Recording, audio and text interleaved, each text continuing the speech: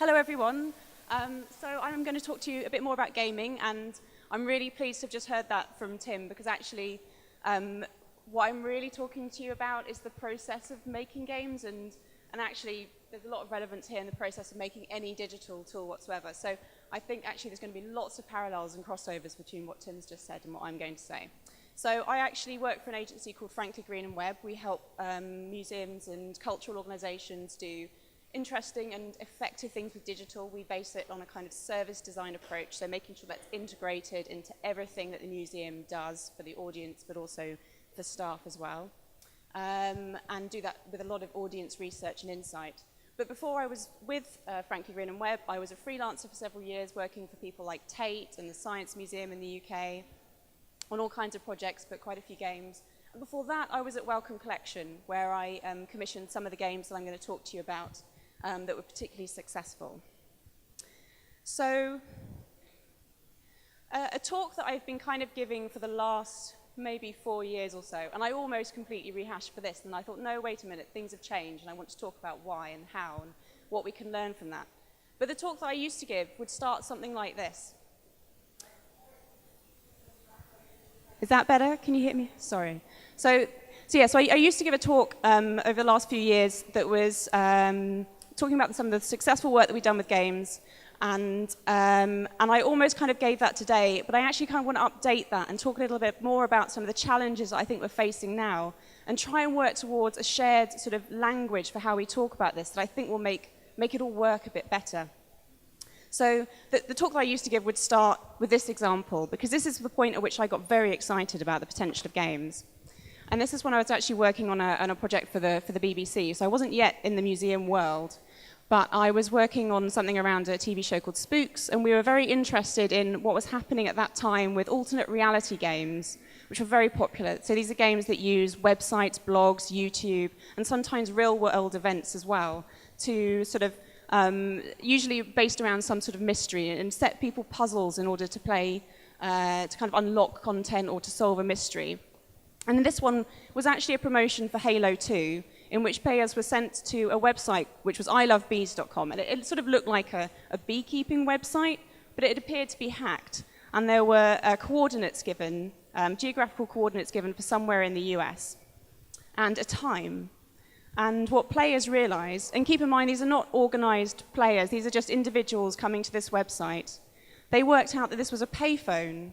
So it was a payphone that they had to be at a certain time.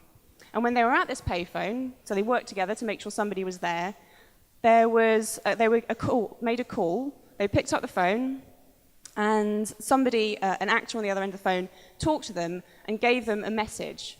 And it became clear that their job was to make sure that that message was there for somebody else to relay at another point in the United States, maybe entirely the other side of the country, at a certain time, so within, say, 24 hours. And what happened was that the people organizing the game realized that the players were working together so well that by the end of it, they were actually able to relay these messages across the states within seconds. They'd created effectively sort of new software to do this, and they'd self-organized in a very powerful way to make this work. And at one point, my sort of favorite story about this is that the organizers had to tell someone to move away from the payphone because it was in the path of a hurricane. But they were so determined to do this that they carried on anyway. And I love this. I was like, this is amazing. This isn't even about the prize. That's not what's going on here. They're just so enjoying the mechanics of playing this game that they're willing to kind of go to those lengths. So when I went to Wellcome Collection, I was very excited about the idea of doing games, and eventually convinced them that we should put some money into it and try something.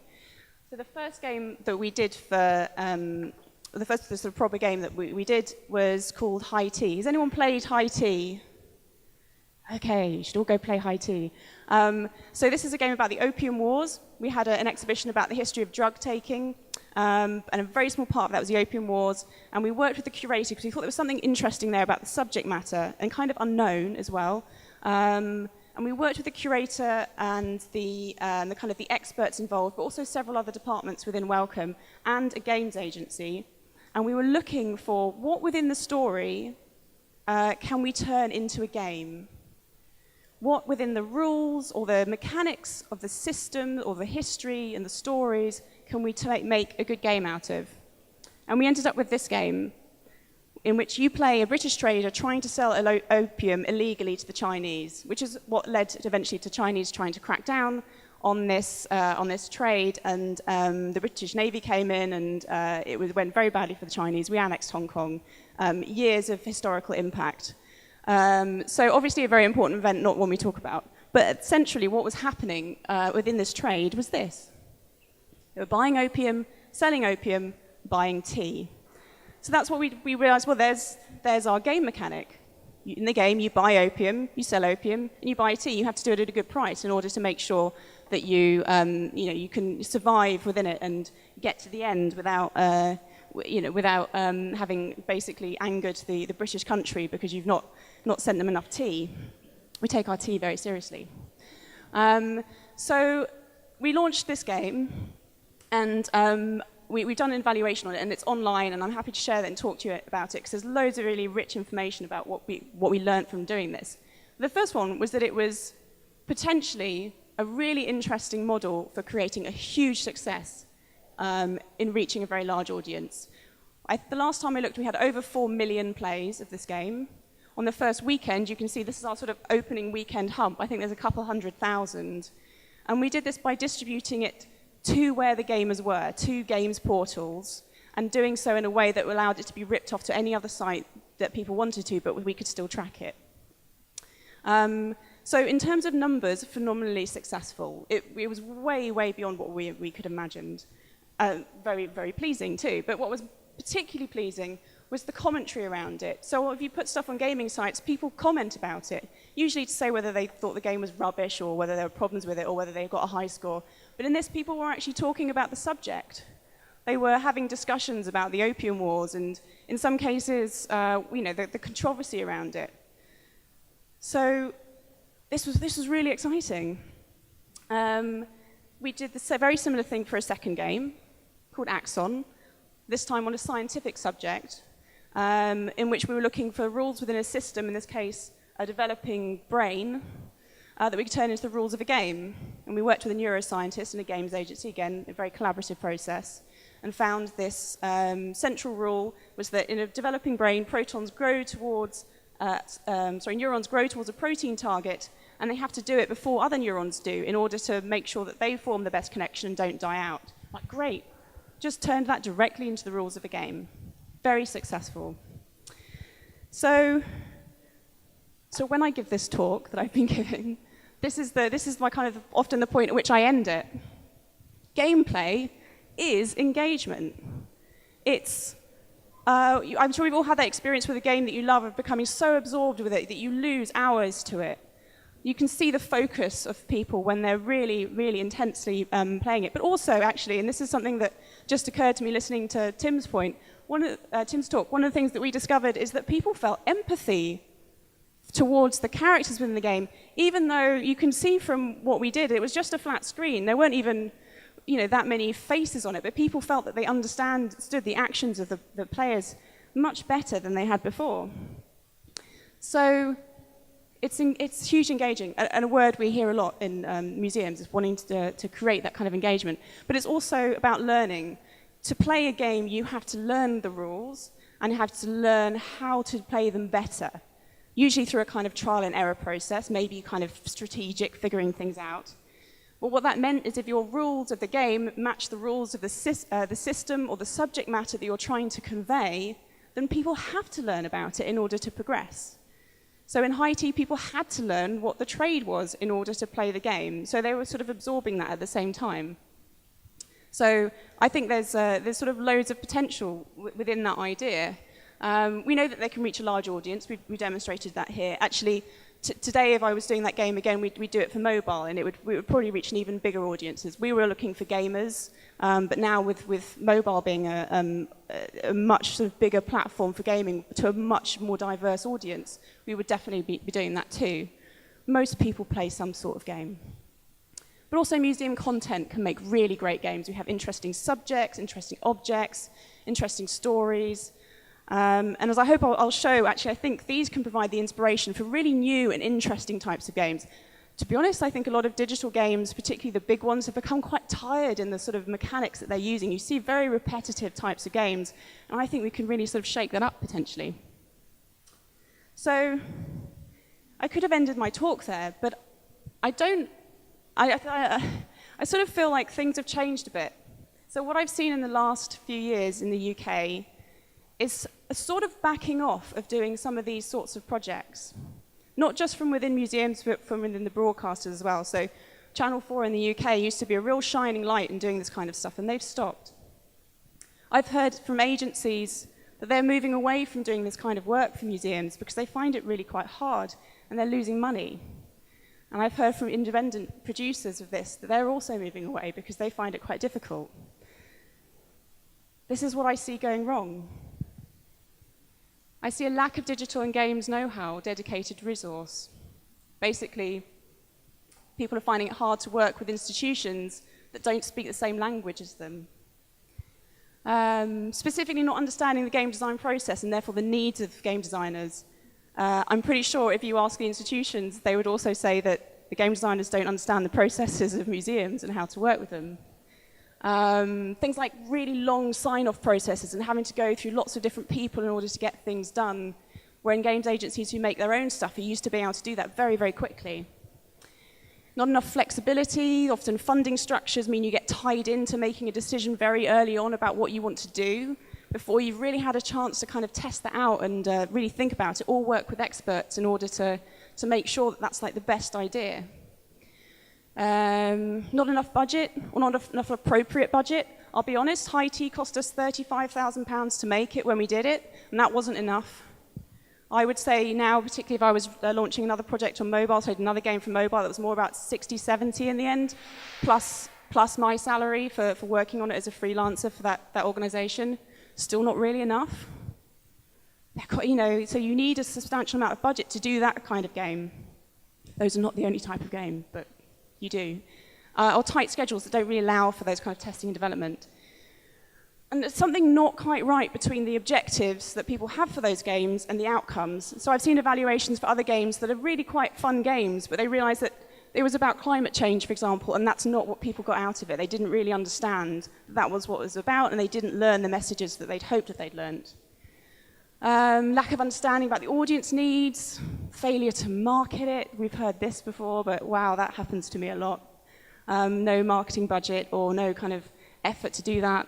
And then no kind of shared learning or insight that's passed on from stuff between project to project. Oh, it's a bit of a downer, isn't it?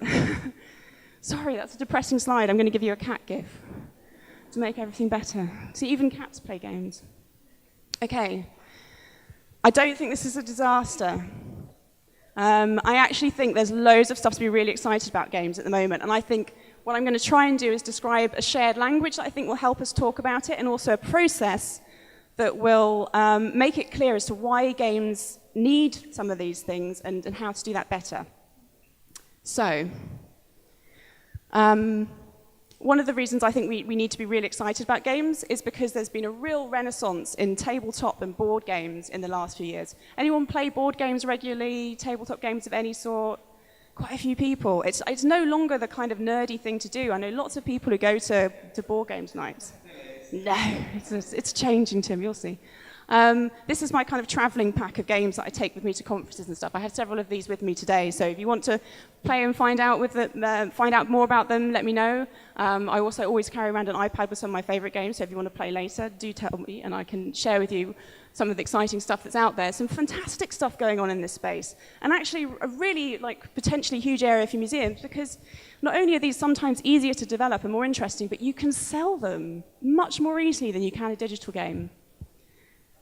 I'm also really excited by the stuff I've seen going on in the indie game sector. There's all kinds of fun, more fringe indie games events going on in the UK, and I've seen them going on in places like the Netherlands and France too, Germany, lots of different countries doing that. I really recommend going along to those because they're so inspiring, not just for games, but to see what people can do with technology and imagination. This is a game in which they've created sleeping bag controllers. So you wiggle in the sleeping bag, and it controls a caterpillar on screen with your movements. I think they've hacked some sort of accelerometer thing, which was I know this company did that for a few £1,000s and have travelled that around with events. That's called Brothel Pillar. I don't know if that translates entirely, but by a company called Lucky Frame.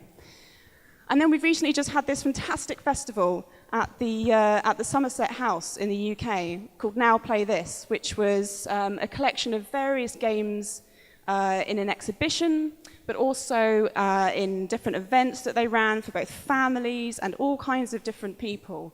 That was hugely popular. We have an example over here. This is the Lark lamp, which uses light as a board. It's a lamp that creates a board that you can kind of move around, and that becomes a sort of central point of the mechanic. We've got a sort of a live version of Snake, which you control by tapping pedals. It was fantastic. There's lots to go on. There's lots to be excited about. So how do we sort of make the most of all of that? And particularly for people thinking about commissioning games, what's the secret? So there's lots of talk about what a game is. This isn't a bad explanation. I quite like this by Ty Kelly. But in some ways it doesn't help us, because also games are all of these things too. Games are belief engines, canvases for stories, emotions, challenge and learning activity, ideas, explorations, both intellectual and meaningful. All these examples of what games can be as a medium. So how do we make sense of it? This is the model that I've come across over the last few years that has made the most sense to me, and I think will help us with this. A game has three main elements: mechanics, dynamics, and aesthetics. This is not my model. This is someone else's from a paper in 2001. Mechanics are the collection of rules of a game. So they're the central, sort of the baseline point here. So a game like Noughts and Crosses, does everyone know Noughts and Crosses? Where you have to make the cross and get 3 in a row. So the mechanics of that are that you have a board with that cross shape. You have to place a nought or a cross in any one of the boxes, and you have to be the first person to get 3 in a row. Those are the mechanics. The dynamics are what the kind of effect of that is, how those all work together and how they play out in action. So in Noughts and Crosses, that would be, for example, players end up trying to block each other. You might have other different tactics that you kind of use. The final element is the aesthetics. So this is the experience of the game. Is it fun? Is it social? What's the kind of impact on the person doing it? And that's often the thing that we think about and we aim for when we're talking about games. But in actual fact, it's the mechanics that have caused that. That's where that's all come from. So as the designer, you have control over the mechanics, and you're aiming for some sort of aesthetic, which is what the player experiences. But that's what you have control over. And I particularly emphasize this because I think one of the things I see within game design is people so focused on this without really understanding how you get to that point, and particularly talking about games in terms of narrative rather than mechanic. So, how do you do that well? A good game has all of these different elements. I'm not actually going to go into detail about all of these kind of thing, but basically it's good mechanics, because I'm going to demonstrate in a second. I think that would be easier. So the gameplay has to be sort of compelling in itself. There has to be an intrinsic reward for doing it, something that you just enjoy. The challenge has to be balanced. It can't be too hard too soon or get too easy. There's something about the way that it feels to play that has to be satisfying. It has to have the right kind of look and feel and kind of weight to it. And then maybe there's some sort of extrinsic motivation, points, basically. Points are achievements, but that's not always necessary. And actually, I think we go in kind of decreasing order of importance down here. The important thing is still the mechanics. So how do you achieve that? Is there a magic formula that you can use? Do game designers are they just special people that kind of come up with this stuff? How do you make a good game with purpose, which is what most of us are doing in some way. Usually we're creating something with a message or with some sort of learning outcome. But to be honest, even that's what a commercial game designer will have some sort of purpose. It might be a target audience. It might be an amount of money they want to make with it. You have some sort of reason for doing it. There is no magic formula. What you need is a good game design process. So this should look familiar from what Tim was just talking about. This is all about iteration.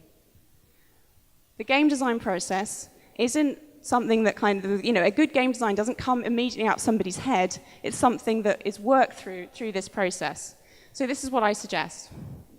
You start by identifying what your objectives are. You have to be really clear about this. And this is so easy to skip, but it's too important. If your objectives are to reach a particular audience, a particular message, you need to be very clear about it, and you hang on to that all the way through so you can check back against it. From that, you identify mechanics that fit with it.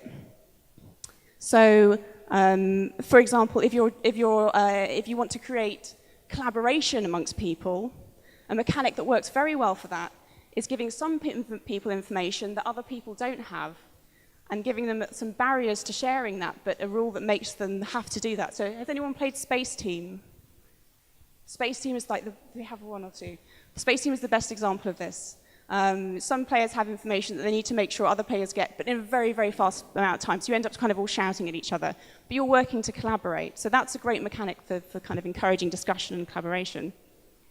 You draft a game. I really mean draft. Just get something out there. Just get any idea down, and then you start testing it on paper in the cheapest, easiest way you can do. And you immediately start to work out whether this is any good, and it will start to suggest things that you could do to change it. And then you just keep going through that process until you have something that you're happy with and that meets your objectives. But don't take my word for it. I want to show you how this works in practice with a quick game of cat on your head. So, is everybody within reach of somebody else? If you're not, you need to move so that you're kind of close together. Can everybody, if you reach out, can you touch a neighbor? We might have a little bit of a bottleneck over there, but we're going to give it a go. Okay. So, who can see a cat on Tim's head? Can anyone see a cat on Tim's head? Excellent, one person. What about if I asked you to say cat, cat, cat, cat? As loud as you can. Who can see a cat on Tim's head now? Excellent. Now, how would we move the cat? Keep going. And if you touch your hand onto Thibaut on his shoulder, and now you're the cat. Cat, cat. Fantastic. Maybe you can move the cat backwards. Keep it going, keep it going.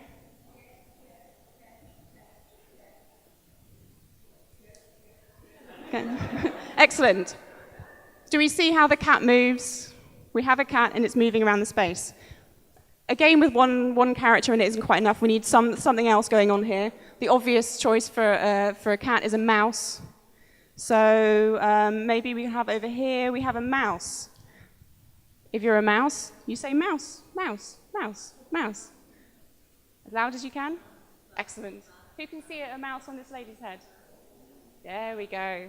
So we have a cat and a mouse in the game. Now, obviously, the cat wants to catch the mouse doesn't want to be caught. So, if we start the cat here with Tim, and maybe we start the mouse, so everyone is going to have to be concentrating on this. We start the mouse with Tiana over there. Can you be the mouse? Hold your hand up so you can see. Okay, so we've got the mouse starting over there. So the cat is going to need to try and get all the way over there. So you might have to go over the divide. The mouse might not want to, but we're going to give it a go, and we're going to give it 60 seconds to see whether the cat can reach the mouse. Does that make sense? Has everyone got the rules? We're going to give it a go. On your marks, get set, go. Move the cat, move the cat.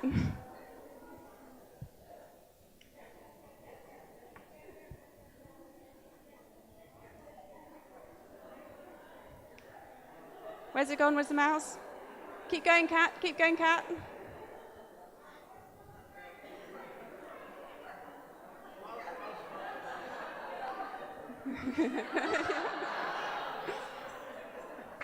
About 10 seconds left. Where's the mouse gone?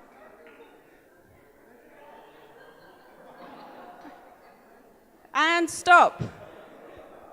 Well, I think the mouse was hiding at some point there. But okay, that's pretty good. I think maybe we've made it a bit too easy for the mouse, though, because we're too huge. Can anyone suggest something that might make it harder for the mouse? Two cats. Excellent. Right, okay. So we'll start this again. We'll start with cat here, and then cat, yes, lady there with the hands up, another cat there. And we'll start the mouse in the same place, Tiana. Thank you. On your marks, get set, go.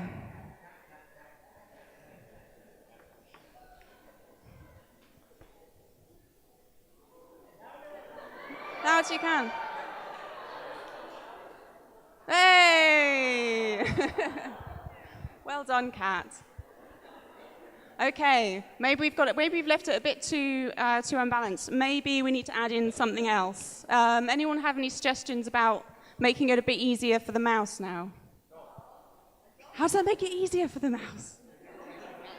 Oh, the dog chases the cat. Oh, wow, this is going to get really confusing. Okay, fantastic.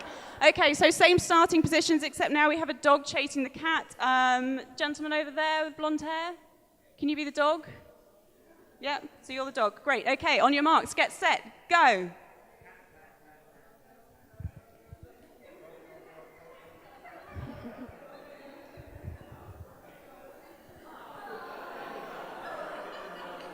Yay.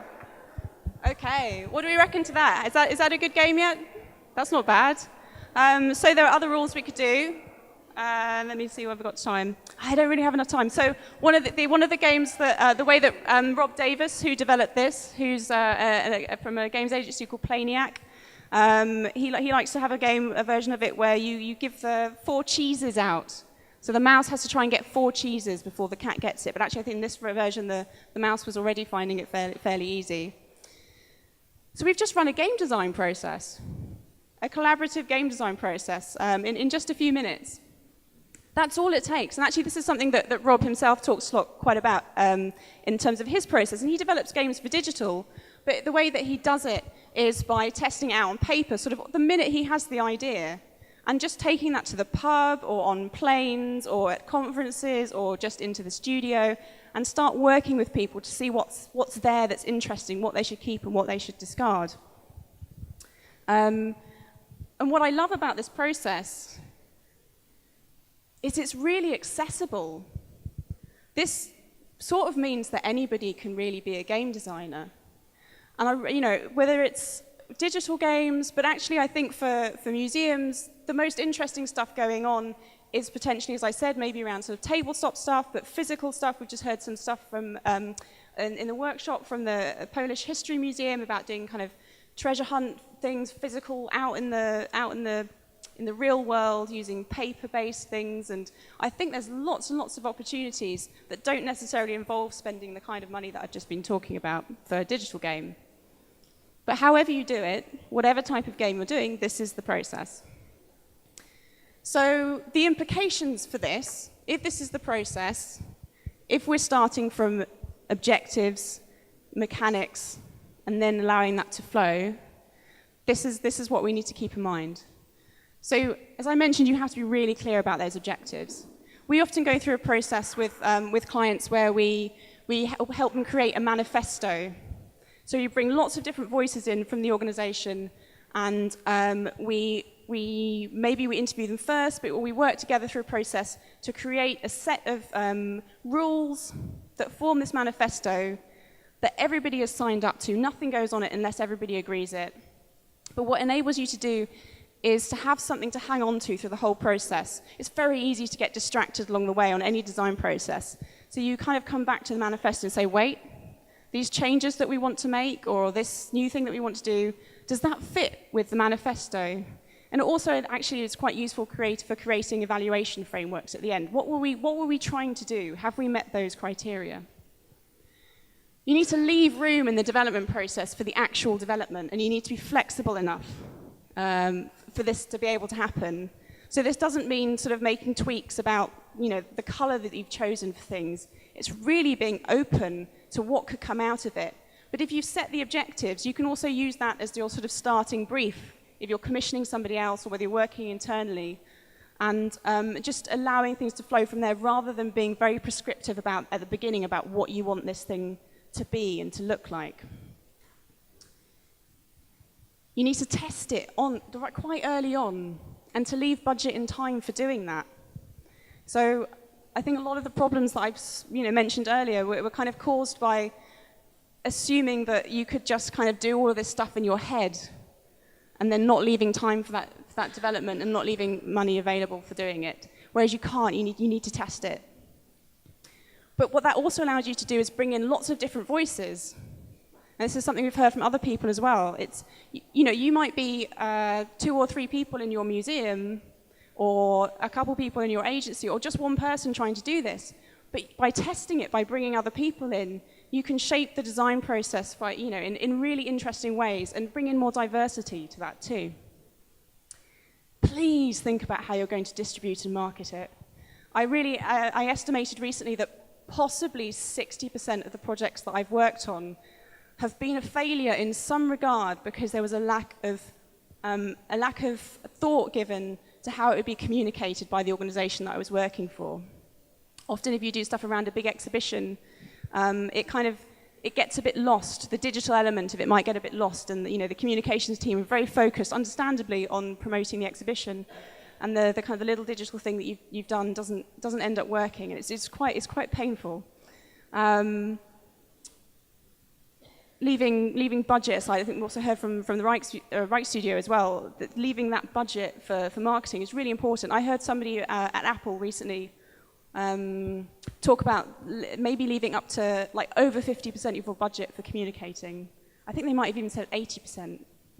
It's really, really vital. You can't just put stuff out there and hope that people will find it these days. There's too much other competition. And finally, evaluate and share your insight. There's so much that we've all done that we can learn from each other. So please, if you've tried something that works, put it out there for other people to share it. But also internally, it's very easy to kind of leave a project and then, a project team to move on, and within an institution, that stuff kind of gets lost.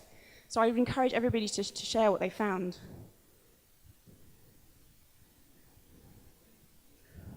Thank you.